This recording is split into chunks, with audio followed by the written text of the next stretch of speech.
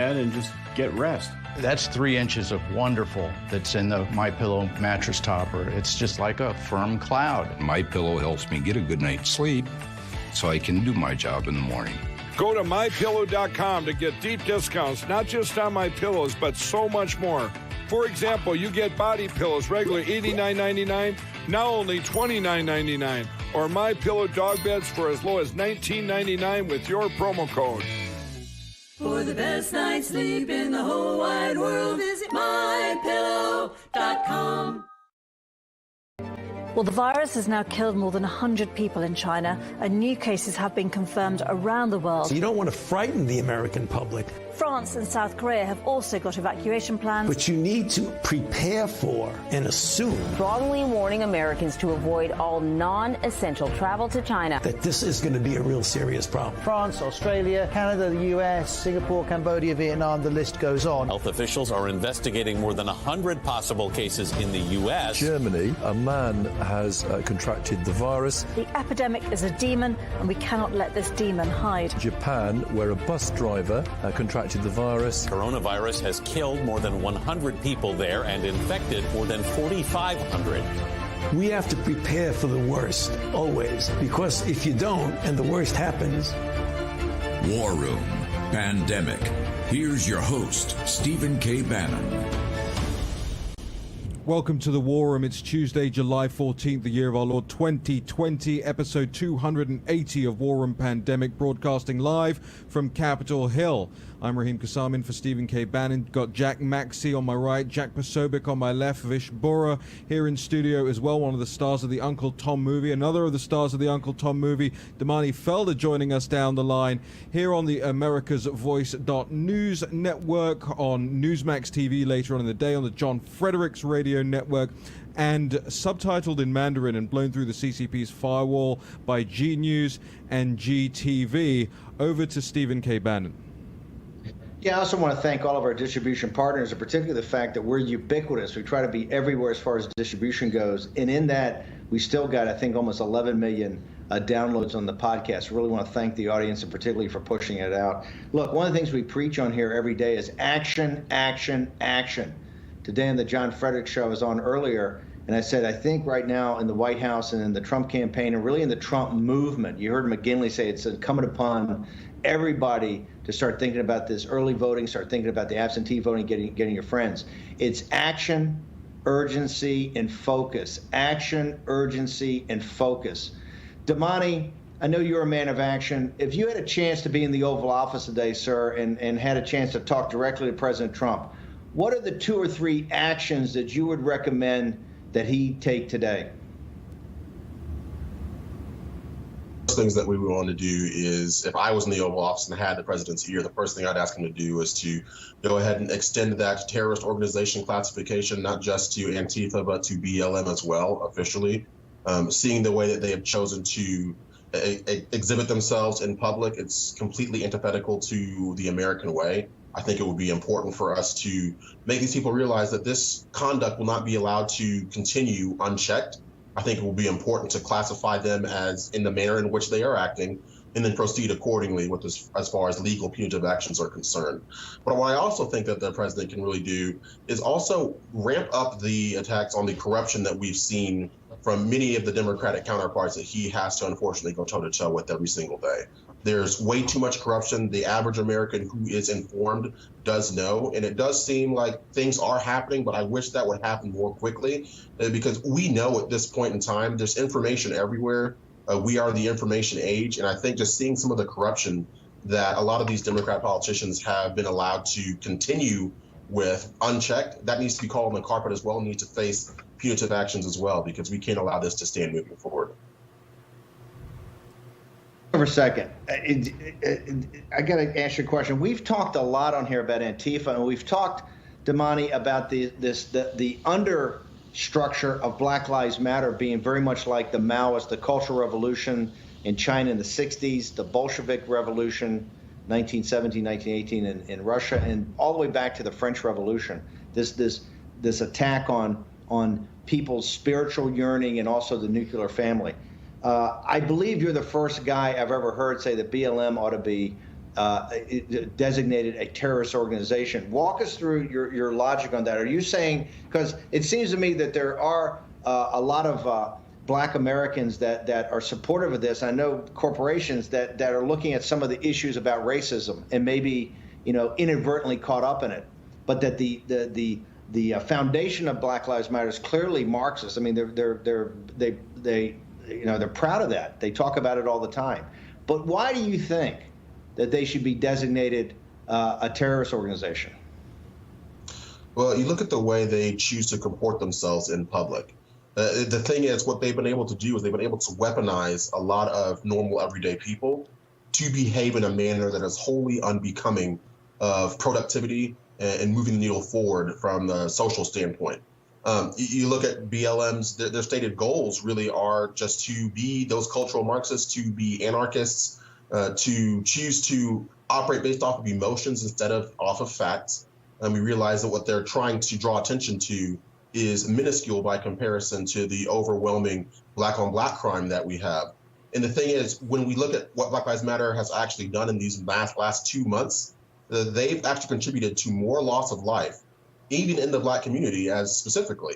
They've contributed to more loss of life than all of the lives that were taken by police officers of minorities in the last year. So when you see that they are actively working towards destroying our communities, at some point you have to bring the hammer down and say enough is enough. We're not supposed to live in fear here in America. This is a land of opportunity. We should all have the opportunity and the freedom to go out without fear and not have to worry about being assaulted by BLM individuals who are trained Marxists, who know what they're doing, and who are working to continue to tear down America from the very foundation. Damani, one last question. We argue all the time here, and one of the things we focus on is the Chinese Communist Party and what they've done to the decent, hardworking people in China.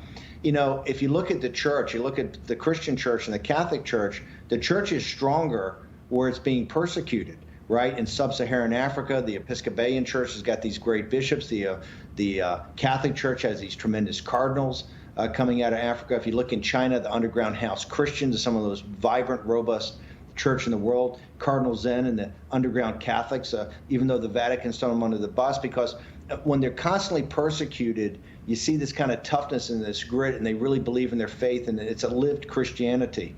The same thing is the question I've got with the toughest, the most focused, the relentless, the ones that have the most grit, I think, in the conservative movement are Hispanics and Blacks. And the question I ask is, why has it been difficult to get platforms? Why are we not hearing these voices? We're trying to do what we can do. We've got Vish. We're the Black, the conservative clergy of color. There's other organizations we're working with, Raynard Jackson, Sonny Johnson, all this.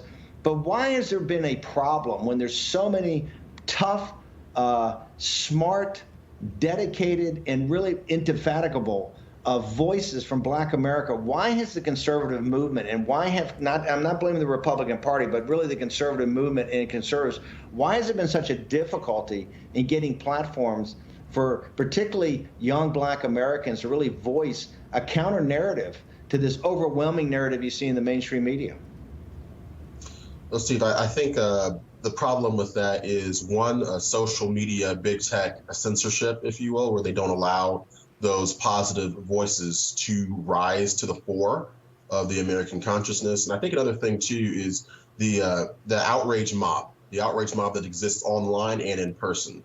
The reason we've gotten to this point we're at right now is because a lot of people have been, for lack of a better term, really shamed into silence, if you will. There are a lot of people, a lot of good Americans from sea to shining sea, who do feel similarly to me and to other minority conservatives, but they felt like the outrage mob will come for them. They felt like there will be some sort of harm that will come to them, whether that be job loss, whether that be doxing. These fears are very real. But again, these fears go back to the notion that we've had for so long. The left has ramped up their attacks on anyone who can espouse their views in a productive, thoughtful, adult way. And they preemptively made them be silent, for lack of a better term. We cannot afford to be the silent majority anymore. We have to be as loud as the other side is. And I just think the best way to do that is to keep pounding that rock every single day, to continue sharing truth to the masses, opening people's eyes, because we've seen what the agenda is, what the alternative is to the Trump administration, and we simply cannot let that come to pass. How do people get more access to you? How do they get more access to your show? How do they get more access to your social media? Yes, sir. So YouTube, I'm at The Wright Brothers. On Facebook, it's Damani Bryant Felder.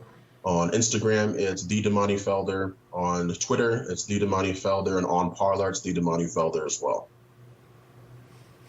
Thank you for joining us on War Room Pandemic. Fantastic. My pleasure. Thanks for having me. Hey, Vish, I got a question for you. Jack, I know we got to get into the whole Dr. Fauci thing and this pandemic, and it's obviously more and more of a concern about the engagement, what exactly is happening over at the White House, or you know, they throwing Fauci under the bus. Does Fauci speak for the administration? But Vish, explain to our audience, what's the problem? Why are these voices that you see Larry Elder's film, you know, we've been working with guys for years, why does it seem like this should be at the forefront of the conservative movement? Right, because it's a voice that's been persecuted. It knows it deep in its soul. It lives these principles every day, and it has to fight for them every day. And just fighting makes you tougher, right? Why do you think there's been such a problem in getting platforms out there and getting this message pushed out at the vanguard? So you don't have, which I think is ridiculous, trying to have, you know, 60-year-old white guys like myself and others trying to white-splain what's going on. You know, you have the voices out there that you've helped us introduce to, and people we've pushed for years. That's how you turn this thing around. You let these fighters fight. Why have we had such a problem? Well, I think we don't do a good enough job of actually going and scouting talent and figuring out, you know, who are those voices that can really break through to the masses. I don't think we do a good job at all at scouting talent, at farming our talent, cultivating our talent, especially in the conservative community. I mean, you know, just the conservative community at large does not do a good job of cultivating its talent, cultivating its human capital. But then if you dig deeper, they then don't even, you know, if they can't even do it in any community, how can they do it in the black community, where, you know, quite frankly, the conservative community doesn't do a good job of, you know, getting their message to them. Right, so we're sort of you know, a few levels back. First, we need to be able to outreach to these communities in the first place, which we don't do a good job, and then we need to go and find out who's the good talent, who do we need to invest in. So I think it's a twofold problem here that we need to approach, but I think that we're doing a good job today of bringing that to the forefront, and you know, at least we have. You know, Damani, myself, and others coming and breaking through today, that perhaps, you know, a year from now, 2 years from now, we can build up this infrastructure to seek out and cultivate this talent that exists. Yeah, it's the thing. You know, there's a national poll out. Raheem, I don't know if you and Pasoba got a chance to see it, or Jack Maxey. There's a national first poll. I think they had Kanye on it. And I haven't looked at the crosstabs. I think they took out registered voters. I don't know how good a poll is. I just saw it in fleeting before I came on. But Kanye, when his name's on the ballot, drew 2% of the vote. But I think virtually all of it, or 2/3 of it, came from the Trump vote. When they did it without Trump, I think Trump was at 40 or 41%. When Kanye's name was added, Biden didn't move at all. Trump moved down 2 points. So my point is that there's a message out there that can be heard. I think young African Americans, Hispanics, I think they're looking for something different. And the way to connect, I think, is definitely we got to push these voices. I mean, look, how many people we talk to about Black Lives Matter, and Damani comes on and says, hey, if I was in the Oval today, I'd say, Mr. President, hey, Antifa definitely, but you got to designate Black Lives Matter a terrorist organization. I mean, that's a full throwdown right there. That's a voice you want to have out there more. Because that's just, hey, you're going to get in my grill, I'm going to get in your grill. That's the type of fighters you need. If you want to turn this thing around, don't go in a corner, get in a fetal position, suck your thumb, and say, oh, woe is me, it's the end. No, we have millions of people like Damani that want to fight back. It's incumbent upon us to make sure that they're at the vanguard and supported and have the platform and have the ability to fight and particularly they're going to take a few punches, right? You got to have their back when things don't go so well. So Vish, I think a great job. Yesterday was so refreshing to have Larry Elder on, who's kind of one of the great mentors in all of this. It was just fantastic. Jack, I want to go back to you. I know, and by the way, I know we're bringing Kobach in for the next segment. We might want to bump that a little bit. Steve, we have to break here, so we'll do some programming in the break and figure out which order we're going to do this in. In the meantime, hashtag War Room Pandemic for those of you on Parler, on Twitter, in the YouTube live chat and beyond. We're reading everything you're saying. We want your voices here on the show. Pandemic.warroom.org is the URL. Sign up for the newsletter. Follow us on all the social media platforms. Be right back. Brett Favre, legendary quarterback. Jerry Rice, legendary wide receiver. You ready for your weekly meeting? Yeah, we're ready. Let's do this. Let's stack the deck. When legends play, they wear Copperfit Advanced Back Pro. Copperfit's best-selling compression back support just got better with new double-band adjustable supports for customizable compression when you need it most. Since I put this on, I feel so much better. The core is the most important thing. To know that I'm stabilized here. Whatever I'm doing, I can give it 100%. 4 built-in stabilizing supports designed to improve posture and help reduce lower back stress and strain. You have back pain, and it's affecting your everyday life. You do something. If you can find something to help you get back out and be active, like Copperfit, go for it. Absolutely. Do not give up. A high-performance compression fabric infused with the powerful properties of copper, 360-degree flexible mobility, and lightweight, durable construction. Nothing more painful than having back pains. If you're aching, if you feel like you can't work out anymore, you can. And that's with Copperfit. Yeah. It's for all of us who still want to be active, still want to compete. Way to go. That's what I'm talking about. Man, this really does feel good. It feels to me like the fountain of youth. Copperfit's best-selling back support just got bigger, badder, and better. Or call 1-800-944-5851. Or on the web at advancedbackpro.com. Get yours now for only $19.99. This does feel good. That's what I've been saying. You think it was fair?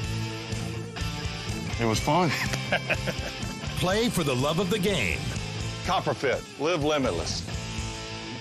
I'm Nick Bolton, and these days... Hey there. Hey there.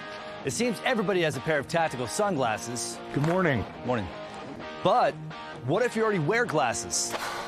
Then you need these flip-up tack glasses. These new glasses fit right over your existing eyewear to give you all the benefits of our tack glasses while you comfortably wear your regular glasses. Plus, like all tack glasses, flip-up tack glasses feature Bell & Howell light filtering technology that makes invisible objects suddenly become visible. There's just nothing like them on the market today. Here you go, buddy. Thanks, Nick. Act now to get your flip-up tack glasses for just $19.99, and we'll even ship them to you free. But wait, order today and you can get a second pair. Just pay a separate fee. Here's how to order. Call 1-800-284-4127 or go to flipupglasses.com. That's 1-800-284-4127 or order online at flipupglasses.com. War Room Pandemic with Stephen K. Bannon. The epidemic is a demon, and we cannot let this demon hide. War Room Pandemic. Here's your host, Stephen K. Bannon. Welcome back to the War Room. Greg Mance, Jack Maxey, Jack Posobiec, Raheem Kassam. Over to Stephen K. Bannon. Look, if you're an entrepreneur, you're at the vanguard of what's going to lead us through this economic inferno. And as an entrepreneur, you need every tool in your toolbox. The most important tool is NetSuite by Oracle. That's a software package that ties it all together. Go to netsuite.com/Bannon, B-A-N-N-O-N, today to get your 7 action steps every entrepreneur should be taking during these turbulent times. Jack Maxey, we've got Chris Kobach going to come on in a second, but we got to get in this situation with Dr. Fauci, what's going on with the White House, what's going on with the task force, and really what's going on with the country. You know, we've been on Dr. Fauci since the very beginning, and it's not that we're not trying to attack him from the right. We're not trying to say, hey, he's Hillary Clinton's buddy. He's giving money to this buddy. He's playing footsie with Jonathan Karl in the Brady press room. We've from day one said, hey, we think, and the show's built around being evidence-based, science-based, data-based. Our problem with Dr. Fauci from the beginning is Dr. Fauci shoots from the hip. Dr. Fauci, I haven't seen Fauci put forward any numbers in any briefing. I haven't heard him really cite real analytics in anything he's been talking about. And we've had a problem with that from the beginning because I think if you look consistently, he's just given terrible advice, including when we set this show up in January. I talked to John Catsimatidis, and he said, hey, this is going to be the biggest thing in the world. It's going to change world history. Catsimatidis that Sunday had Fauci on. Fauci said, this is January, I think, 23rd, 24th. He said, hey, there's nothing to worry about. Nothing for America to worry about. This is really nothing. And, Catsimatidis calls me out and says, hey, I thought you said it's the biggest thing in world history. Your hair's on fire. And Fauci says, this is nothing. From that time forward, it's on a half a dozen occasions, he's made terrible decisions. Peter Navarro was on the show the other day, one of the talk shows, I think Maria Bartiromo Sunday morning, talked about Fauci. My point, I would take at least until he changes, I would take what Dr. Fauci says in shooting from the hip and do the exact opposite. I think you'd be in better shape, right? You would have taken it seriously at first. You had banned travel from China. You would have had masks on earlier. You just look at consistently, the Fauci has just been dead wrong. Now, I don't know if that should be coming from the White House or they should let organizations like ourselves do it. But Jack, I want to throw it back over to you. What's going on? Is the task force meeting? Are they engaged in these decisions? What's happening around the country? Are the schools going to open? You're a pandemic guy. You're Mr. Herd Immunity. You're buffaloing up every day looking for herd immunity. Tell us what's happening. Well, here's what I would say about Fauci. You always talk about the signal from the noise. I think one of the reasons why the media is concentrating on Fauci and criticism that are leaking from the White House concerning Fauci, all of which are correct, by the way. I agree with you 100%.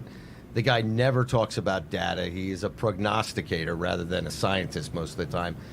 But what I think is key is they are concentrating on the criticism of the man rather than the actual criticisms, which are lack of data, this fear-mongering that we see happening inside this country. When you talk about the schools, Steve, this is a perfect example. Los Angeles and San Diego have now announced that they are not going to open up in-person schooling in the fall for safety purposes. Now, the joke is, on Friday of last week, the teachers' unions in Los Angeles said, oh, yeah, absolutely, they would be willing to open up the schools in the fall under one condition.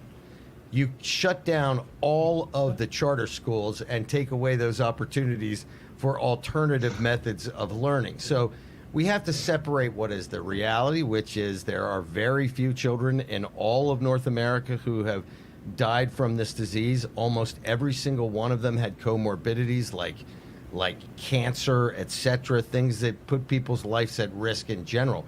We're talking under 20 people who are of school age have passed away from this disease.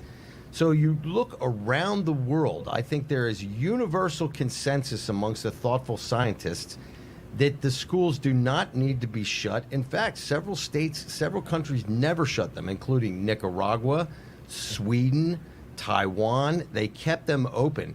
And the reason why was we're seeing now from all different scientific perspectives this idea that there's tremendous danger to those kids by leaving them out of the academic loop. I mean, imagine yourself, you go to school till you're 18, wipe a year off of that schooling, and imagine what that does to your opportunities going forward. Let's forget about the fact that kids might be in abusive homes. The schools are not there to monitor what's happening with these kids and health and welfare. There's been a giant black box of what's been going on with American children because the educators who should see them every day do not see them every day. So in that regard, I think that... Let me get the perspective, Jack. I want Pasovic and Raheem to jump in here of what Jack's talking about the White House. How do you think this is playing as far as the optics go of the school closing, how it's being played? You had DeVos gone. I love Betsy. I don't know if that was the strongest defense of the president's policies, but I want to hear from you two guys. How do you think it's playing out in the American people's mind?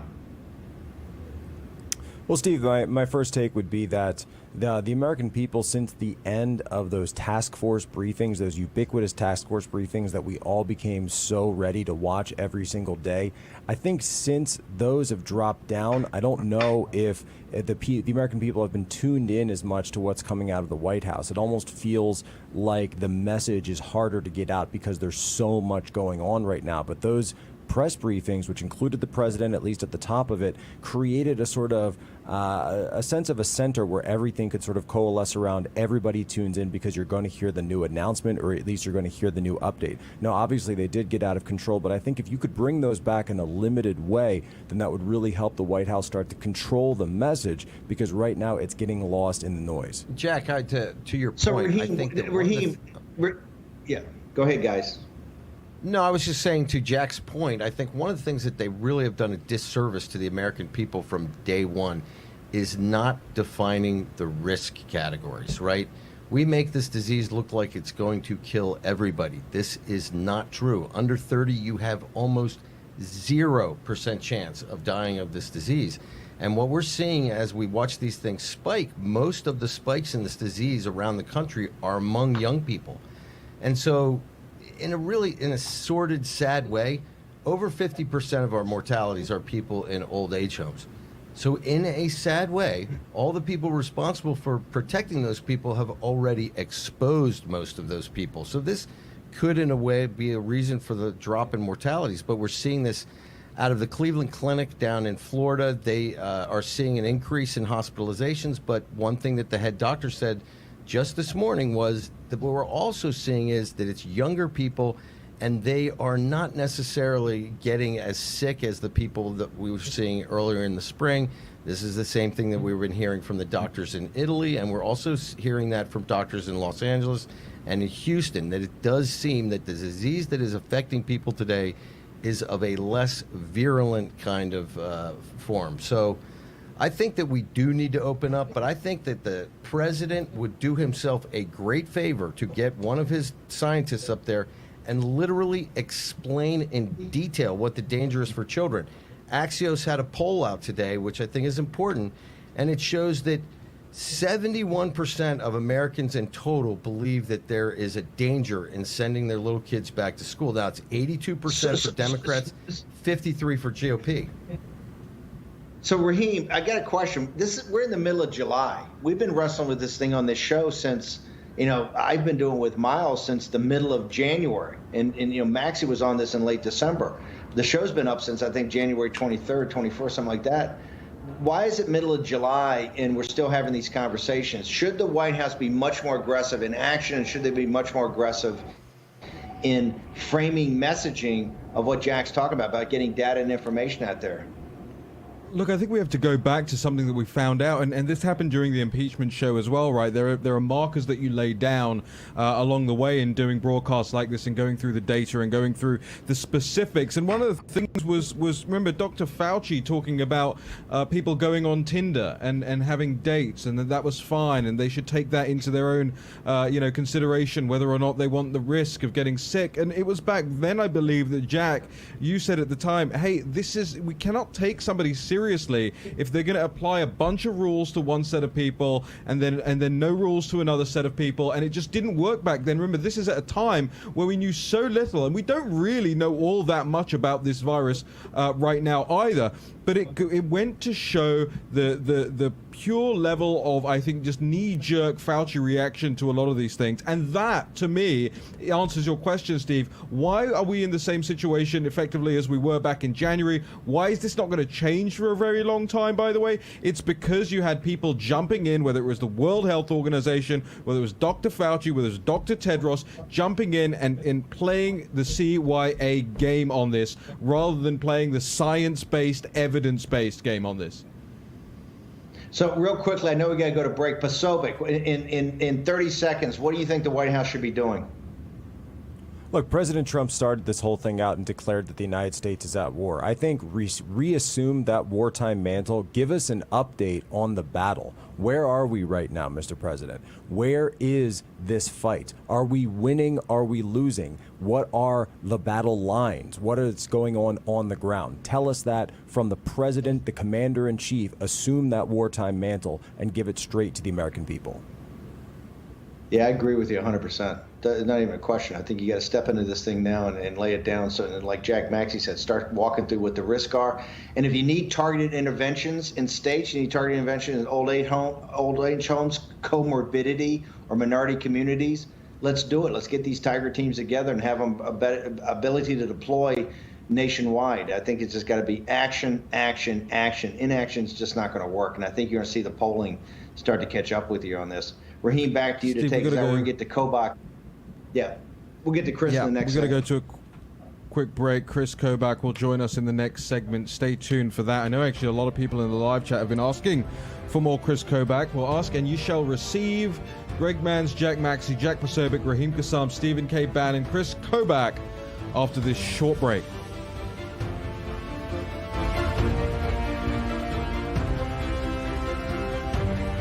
If you suffer from foot pain, ankle pain, knee pain, hip pain, even lower back pain, if just standing causes aches, soreness, and fatigue, the problem could be your feet. When your feet are out of alignment, your entire body is out of alignment and you're in pain. Now you can change all of that. Today, introducing Superthotics, the doctor-designed breakthrough that solves the problem in your feet and relieves the pain throughout your entire body. It begins with the cushioned BioLock heel cup that holds your heel and ankle in perfect alignment. Next, metatarsal and longitudinal arch supports distribute the pressure of your body weight evenly across the entire foot. Plus, these customizable inserts, which correct the angle at which your foot hits the ground, relieving your pain with every step you take. Imagine being able to dance, walk, work, play golf, or just spend an afternoon shopping without the aches, pains, stiffness, and poor balance that rob you of your active life. As a flight attendant, I spend a lot of time on my feet. The moment I put the Superthotics in, I could feel a huge difference. The pain in my knees went away, the pain in my feet went away. Not only am I wearing them for work, I am wearing them all the time. Imagine finally getting relief from painful problems like bunions, shin splints, corns, calluses, plantar fasciitis, and even stress fractures. Doctor-prescribed orthotics can cost $600 to $800, but you won't pay anywhere near that for Superthotics when you call the number on your screen or go to superthotics.com. For a limited time, you'll get the manufacturer's direct price of just $39.95. Call now, and we'll also include, at no extra cost, our soothing peppermint lotion to help invigorate your feet. You will also get our luxurious comfort slippers designed with durable memory foam. You receive it all. Superthotics are not available in any store. Call or go to superthotics.com now. For everyone like you making their business work online, there are people searching, headed in your direction. For every detail you adjust, there are potential customers digging deeper. For every photo you position, there are others watching and wondering. So since people are still looking for what you do online, GoDaddy is making it possible for you to create a website for free. Nice technique with that knife there. Start now at GoDaddy.com. I sent your new prescription to the pharmacy. Any idea how much it will cost? You have a choice. Insurance or GoodRx? I have insurance. Insurance is not what it used to be. People struggle to get their prescriptions covered, and prices keep rising. I recommend GoodRx. You get free coupons to save on your prescriptions. Compare prices to find the best discounts. GoodRx. Smart. Stop paying too much for your prescriptions. Download the free app today. War Room Pandemic with Stephen K. Bannon. The epidemic is a demon, and we cannot let this demon hide. War Room Pandemic. Here's your host, Stephen K. Bannon. Welcome back to the War Room. I think we've got in the break we got a new nickname for Greg here in the War Room. We've got Jack and Silent Greg is what somebody in the live chat is saying. You're back in the War Room Tuesday, July 14th with Greg Mans, Jack Maxey, Jack Posobiec, and Raheem Kassam. Over to Stephen K. Bannon. We're gonna let Greg start speaking when he starts getting those clips hit on the exact same moment. Just kidding, guys. Look, in turbulent times, as entrepreneurs are going to see us through this economic inferno. If you're an entrepreneur, you need every available tool at your disposal. NetSuite by Oracle is that tool. Oracle's #1 on the cloud. NetSuite's #1 among entrepreneurs. If your company's $1 million in revenue to $100 million, you need this software package that pulls it all together. Go to netsuite.com/Bannon, Bannon, today to get the 7 action steps you should be considering and taking as an entrepreneur. Now I want to bring in a long-term supporter of this show, a guest we've had on many, many times, one of the great leaders in doing legal immigration in this country and doing it the right way. It's helped us at the wall. It's helped the conservative movement for many, many decades. Chris Kobach. Chris, real quickly, in Kansas, I know you're running for Senate. We just talked about what's happening throughout the nation on this pandemic and the White House response. What's happening in Kansas? Are the schools going to open? Is this first wave surge taking place? Get us up to speed on what's going on in Kansas. Well, regarding schools, the State Board of Education is meeting today. We find out this afternoon what their plans are regarding reopening K-12 schools. You might be interested to know that the governor, Democrat governor, issued a statewide mask mandate a few weeks ago, but the state law allows counties to opt out if they wish, and 95 out of 105 counties, give or take, have opted out, which shows that the counties who are closer to the facts on the ground don't see this as nearly as extreme a crisis as the governor does. Also, I've been campaigning all over the state, and I hear a lot about over-reporting. Just spoke to one lady in Wichita who said she went to a clinic to get a COVID test. Something came up. She had to leave early, didn't get the test, but she filled out a piece of paper, and a few days later, she received a letter in the mail saying, you have tested positive for COVID. So this over-reporting problem, I've witnessed it firsthand. Listen, you've been at the forefront of the immigration movement here in the country, of standing up for conservative values and really the rule of law. You've been very even-handed, I think, in how you've dealt with this situation, and really been at the at a forefront of doing reflective how we use the law to sort this out, and particularly to work with and help the Hispanic community in this country, the African American community, and worry about their economic well-being. People are telling me now, are Republicans running ads against you out in Kansas in this primary that are going after you kind of viciously for your immigration stances? Yes, absolutely. Mitch McConnell has set up a dark money PAC that's now running almost $3 million of ads against me. Once again, the establishment with McConnell leading the charge is attacking the front runner, who happens to be conservative, and that's always the requirement when Mitch McConnell attacks someone. The latest poll, McConnell's own poll, has me up by a 7% margin. I'm running against a rhino who made fun of Trump's wall, was a Kasich factor in 2016. And McConnell wants a yes man. He doesn't want a conservative disruptor. He doesn't want someone who's going to hold his feet to the fire and oppose amnesty and insist on getting the wall completed. But the crazy part, Steve, I'm sure you know these numbers. According to the last quarter's financial reports, Republicans are underwater $30 million in Senate races. In other words, the Democrats have raised more than $30 million more than Republicans have across the country. So why in the world is Mitch McConnell spending $3 million attacking a conservative Republican in Kansas when he could use that money to support the winner in the general? He could use that money in Arizona, Colorado, Iowa, where Republican incumbents are on the ropes and need help. I mean, it is insane what the Republican establishment is doing right now, because they see another conservative coming and they don't like it. They want a yes man. Is this because the corporate donors? I mean, this is insane. Mitch McConnell so botched this Senate run. You know, he could get blown out as leader. I know he walks around likes being called leader all the time, but he's got to understand he's jeopardizing that for the simple reason. I think the polls now, if you look at some of these smart internal polls, we could lose as many as 8 or 9 Senate seats. So he's barely hanging on for life. What, is it the corporate donors? I mean, who's pushing this? Is this McConnell pushing it, his staff, or is this the corporate donors? Why are they going after you? Because obviously they're putting another seat in jeopardy because they're feeding ammunition to the Democrats after you win the primary. Well, who's pushing him to do this? Well, of course, McConnell's not telling me what his thinking process is, and I doubt that there's much rational thought in it at this point. It appears that his staff is pushing him. That's what we're hearing. But, I mean, he should know better than to spend when there are so many Republicans who are going to lose in other states.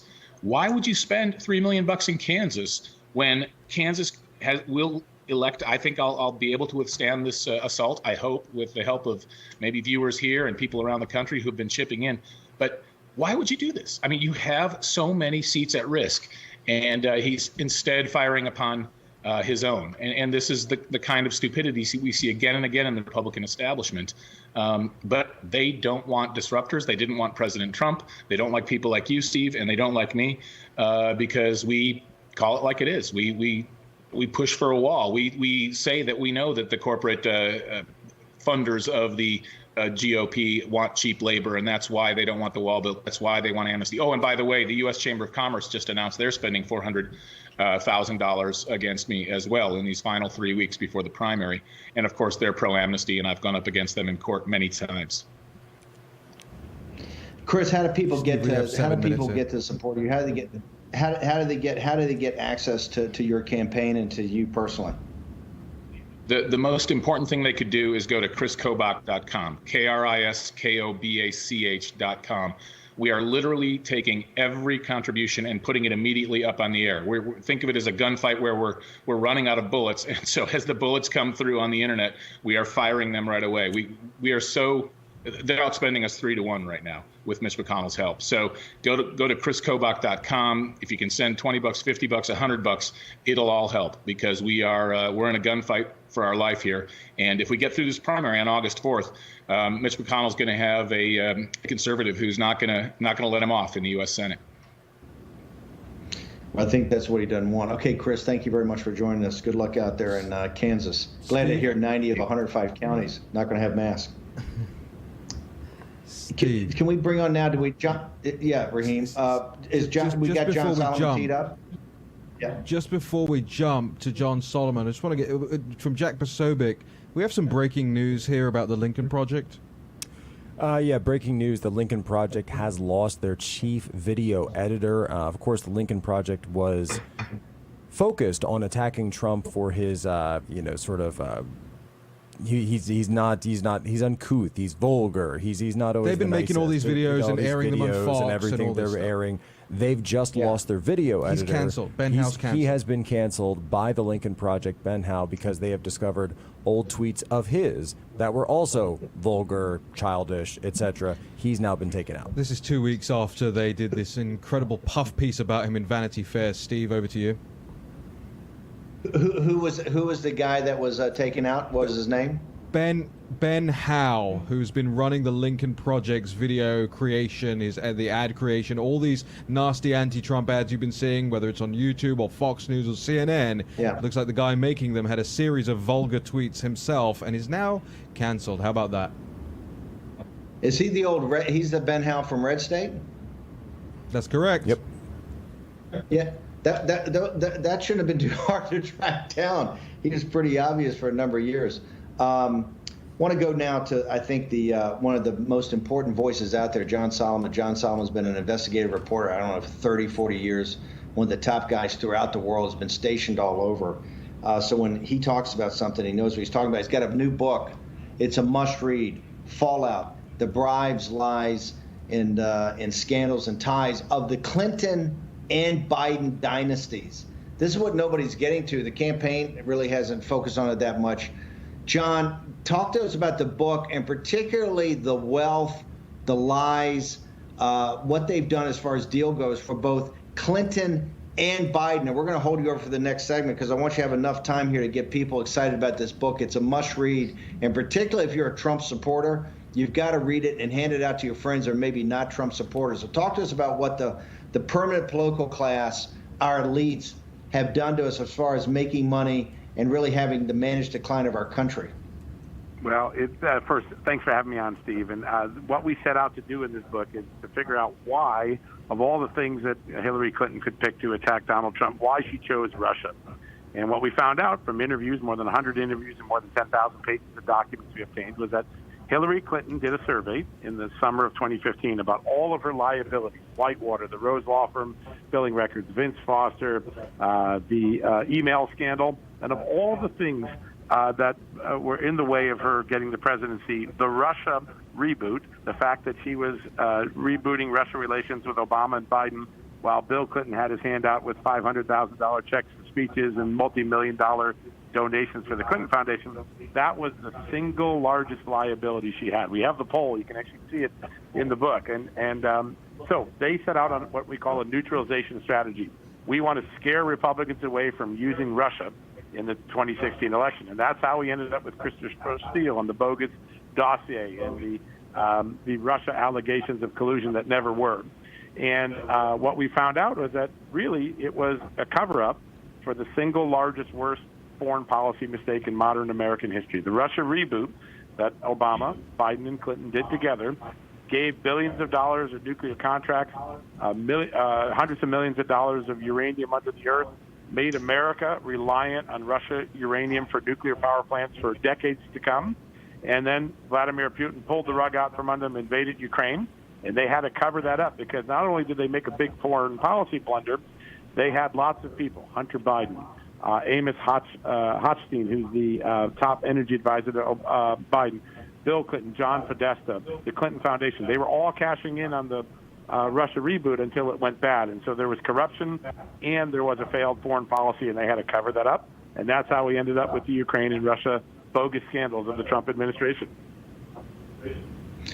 Why does it take, and Raheem, let me know the time here, why does it take John Solomon and guys like Peter Schweitzer to continue to do these amazing books with all this research that takes them years to do? You got all this original research.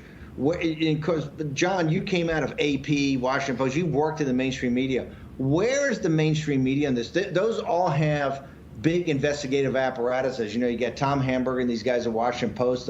The right. New York Times has got it. CNN's got the K-File. Why is there crickets on something that's so relevant to the day's geopolitics? Well, listen, early John, on, you've got 45 seconds here.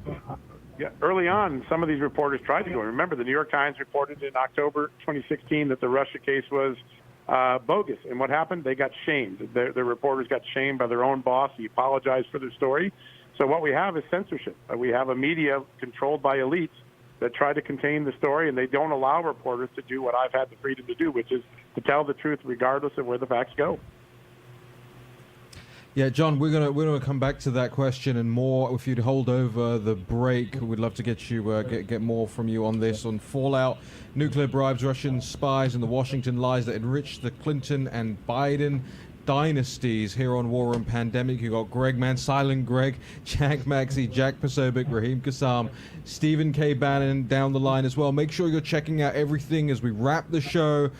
Greg puts together the show notes for you, so you got everything. Going to have links to John Solomon's book, everything that's going on in Kansas, Damani Felder's YouTube channel, all of it in one place at pandemic.warroom.org. We'll be back with more John Solomon after this break.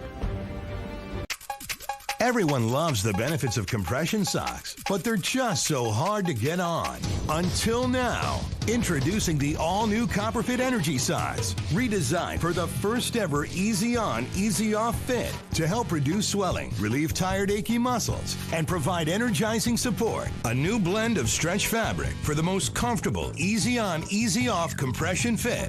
Being a SWAT commander, we train to win. The Copperfit Energy Socks, they didn't feel like other compression socks. They totally exceeded my expectations. Our most powerful copper-infused fabric, woven into our easy on, easy off compression sock to help reduce swelling discomfort from prolonged sitting or standing. I'm 38 and a half weeks pregnant. Copperfit Energy Socks worked beautifully. Extra support around the arch and ankles for increased support and relief of muscle aches and pains. I'm so excited about these socks. I'm so much more energized to go do things after a day of work. They just slip right on, yet they still have that same compression that you want. A soft cushion footbed for all-day comfort. I'm on my feet at least 9 to 10 hours a day. These were fantastic. A lot of compression socks are a little too thin, especially for what I do. With Copperfit, I could wear these every day.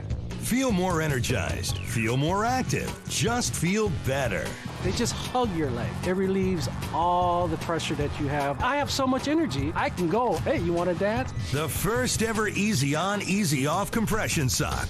The most comfortable compression sock you will ever wear. Get your Copperfit Energy Socks now online at GetEnergySocks.com for only $19.99 or call 1-800-978-1224. Order right now and we'll include a second pair of compression socks free. I've never felt anything like it before. No more pain, no more swelling, no more achy, tired feet. I can never go back to regular compression socks again. Don't settle for ordinary. Ask for the original by name, Copperfit Energy Socks. Windshields are impossible to clean, and a dirty windshield can be downright dangerous. Introducing the Hurricane Windshield Wizard, the one tool that reaches and cleans for you. It uses the power of microfiber with a pivoting head to make cleaning windshields quick and easy. The specially designed ergonomic handle fills with tap water and dispenses at the touch of a button, so you can clean in seconds without straining. And it folds away for space-saving storage. Order now and get the Hurricane Windshield Wizard with free extra bonnet for just $19.99. But order now and you can double the offer. Plus, you can also get the Battle Visor, the visor that blocks the harsh glaring sun and keeps you safe on the road. Just pay a separate fee, and we'll ship everything to you for free. That means you can get all this and free shipping. Order now. Call 1-800-474-7530 or visit GetWindshieldWizard.com. So call 1-800-474-7530 now.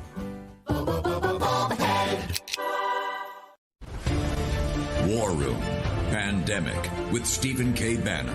The epidemic is a demon, and we cannot let this demon hide. War Room Pandemic. Here's your host, Stephen K. Bannon. Well, there's some big primary elections happening today as well. It's Tuesday, July 14th, 2020. Greg Mans, Jack Maxey, Jack Posobiec, and Raheem Kassam here on Capitol Hill. Over to Stephen K. Bannon. Look, every day in War Room Pandemic, 6 days a week for 2 hours, from 10 to noon Eastern Time, we go through the turbulence in the war in the world, the pandemic, the economic crisis, the financial crisis. Now's the time, you as an investor, particularly if you're getting close to retirement, need to think of adding precious metals to your asset portfolio. The way to do that is go to birchgold.com/Bannon, Bannon. They've got a 20-page report that walks you through everything you need to know about adding precious metals. Remember, they are the people that are specialists in IRAs, in the IRA of adding precious metals to your stocks, your bonds, your real estate. You need to think about adding precious metals today. The way you do that is go to birchgold.com/Bannon, get the special report. We've got John Solomon on. He's talking about corruption, the failed nature of our elite. John, your book, Fallout, talking about the Clinton and Biden dynasties. Let's focus on Joe Biden for a second. The mainstream media has done almost no reporting whatsoever about Biden's graft, corruption, and competence. Talk about what you found out about the Biden dynasty. Well, all throughout, as Peter Schweizer's first book revealed a few years ago, Joe Biden has a China problem, Joe Biden has a Russia problem, Joe Biden has a Ukraine problem. And we advance on that. And one of the people who's been around him through all of this time is a man named Amos Hochstein. He's the guy that talks to Joe Biden, the only one we know of who ever talked to Joe Biden about Burisma and Hunter Biden. So after Russia reboot fails for the Clinton-Obama-Biden dynasties, they go into Ukraine to prop up Ukraine, start to ramp up its natural gas industry. And what happens? Hunter Biden lands on the biggest Ukrainian natural gas company, gets rich, $3-4 million, goes to his company, sweetheart deal. Well, before that time, there's a guy named Amos Hochstein. He's been advising Biden for years. And he comes out and he's in these congressional testimonies in 15 and 16, giving the classic Washington elitist testimony. We can't let Russia have an energy monopoly. It's bad for the Eastern Europe. It's bad from Ukraine. America stands against it, except for one thing he forgot to tell us. Back in 2008, 9, 7, Amos Hochstein was working directly for Vladimir Putin's Ukrainian or nuclear energy empire called Rosatom. He was advising him how to get a leg up, how to put the U.S. uranium industry out of business so that American utilities would be dependent on Russian uranium fuel for years to come. And all this is going on. The FBI is listening to it, recording it. They have an informant warning them. And all these warnings that the FBI brought to the President Obama, brought to all the agencies, they fell on deaf ears. Joe Biden, Amos Hochstein, they were part of the effort to sell off America's nuclear industry to Russia and make us dependent for years to come on Russian nuclear fuel. John, real quick, you go back over. How could they make an argument that we're safer as a country given our nuclear navy? You know, the announcements today about the South China Sea, our carrier battle groups today, all of the aircraft carriers are nuclear power. How could they possibly have made an argument, understanding that our Navy, in the core of our Navy, the carrier battle groups, go off of nuclear power carriers, and also all the fast attack submarines and the boomers are all nuclear power? How could they make an argument? It would increase the national security of the United States to have less control of our uranium assets and actually be dependent upon Russia, Kazakhstan, uranium controlled by Russian companies. How could they make that argument? Well, what is great about this book is it really shows the two differences in foreign policy. The Reagan-Trump foreign policy is peace through strength, right? We achieved peace by being strong in America. The Obama-Clinton-Biden policy was one of appeasement. We'll give Iran billions and hope they don't make a nuclear weapon. We'll give Russia tens of billions of dollars and help them create a monopoly of the global uranium market, and they'll become our friends. And once Vladimir Putin got everything he wanted out of Barack Obama, he pulled the rug out from him. In fact, there's a great anecdote in Chapter 6 of the book. Right after Obama signed billions of dollars of nuclear contracts between Russia and the American utilities, there's a meeting with the undercover FBI informant, all the Russian bigwigs from Moscow who come to the United States to celebrate. And they're calling the Russians are calling Barack Obama racial epithets, and they're saying, we can't believe how easy it was to get all these freebies from the Obama administration. It's a fundamental difference between Democratic foreign policy and Republican foreign policy, appeasement versus peace through strength. And that's what happened here. How do people get access to your podcast? You've got a new site that's on fire. Now the book. Walk us through how to get access to all this. Thank you. Yes, so Just the News is just about 4 months old. It's the new website. I'm very proud to be working with some great colleagues and generating a lot of news each day, justthenews.com. On that site, you will find our podcast, my podcast, which you were gracious enough to join last week, Steve, and lit up the world. John Solomon Reports, that's the name of the podcast. You can get it on Apple Podcasts, get it on all the platforms. Google, any platform you listen to, you can find us on there. And the book is selling out on Amazon. We're creeping up to the top 100 already today, and you can buy it on Amazon, or we have a special deal on Just the News, where you can get the book, an autograph, and spend an hour talking to me about the Russia scandal. All those are ways that you can get the book, and we're just so grateful for the attention today that you gave us. Listen, I know you can't do book tours like you normally would. Are you going to do things online? Is there anything that people can look forward to get more access to the book? We do. In fact, our first one is at 2 o'clock today. There's a program at Just the News where you get the book, get the autograph, and you get a 1-hour private event with me where you ask questions. I'm not going to talk. People can ask me questions, but I'll do my best to give people the facts that haven't been given to them by the mainstream media. We're going to do about 10 of those, and I think today about 300-400 people are joining the session today, so we're very excited. Okay, John, thank you so much. I want everybody in our audience to get on this. This book's going to be a major book. It's going to help define the 2020 campaign. John, thank you very much. John Solomon from John Solomon Report in Just the News. Thank you, sir. Raheem, talk to us about his primary day. Where's the primary day today as we wrap the show up? Yeah, that's right. Greg, we've got Alabama, Maine, and Texas. Is that right? That's correct. And the big one, Alabama, obviously. Yes, Tommy Tuberville versus Jeff Sessions. And how's it looking? It's going to be close. It's going to be close. President Trump held a conference call last night voicing his support for Tommy Tuberville, so we'll see how it plays out. Yeah, and meanwhile, a lot of the original MAGA people backing Jeff Sessions down there in Alabama will be keeping a close eye on that, bringing you the latest as it breaks in the morning from the results. Hey, Steve, I think it was just wonderful that you did the warm-up act for me on John Solomon's podcast. They got to get a real guest on like Raheem Kassam maybe later on today. Just be Natalie attired. I did it by phone. You got to do it by Skype so everybody can see how Natalie attired you are. We'll see you tomorrow morning at 10 a.m. Stay tuned to get a free pan from Granite Stone. Stuck on eggs, burnt on batter. You can scrub and scrape, but you can't escape the nightmare of your sticky pans. Introducing the Granite Stone Pan, the all-new durable non-stick pan. No butter or oil needed. Watch, we melted down these sticky candies in Granite Stone, and it just doesn't stick. We cooked a half a dozen eggs, bacon, cheese, and tomato breakfast with no butter or oil, and it just doesn't stick. Look, caramels, chocolate, and cheese. Unreal for any other pan, but not for Granite Stone. It just doesn't stick. Granite Stone will be the last pan you'll ever need because it's pressed from a solid aluminum disc for even heat conduction, then coated 3 times with our durable Granite Stone finish. Granite Stone is metal utensil safe and won't scratch. And talk about non-stick. This salmon cooked skin side down with no added butter or oil just doesn't stick. This steak is perfectly seared, just like the pros. And because Granite Stone is oven rated to 500 degrees, we bake this upside down pan pizza to perfection, and it just doesn't stick.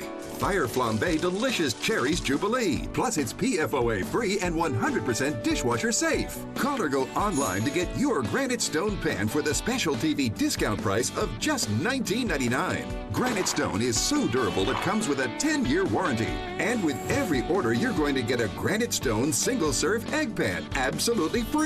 It's the perfect size for personalized eggs, omelets, or frittatas that slide right out. It makes the best bacon, egg, and cheese sandwich quick. Yours absolutely free. We'll even ship your entire order free. That's right, free shipping. You get it all, an incredible value.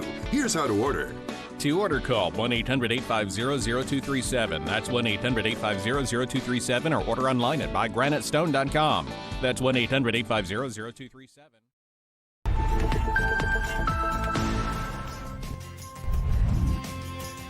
Well, there's a look at Eau Claire, Wisconsin on this Tuesday. We were seeing some of the heavier rain earlier today into that part of the Badger State. Now there's some heavy rain moving in as we speak, maybe some frequent lightning, loud rumbles of thunder.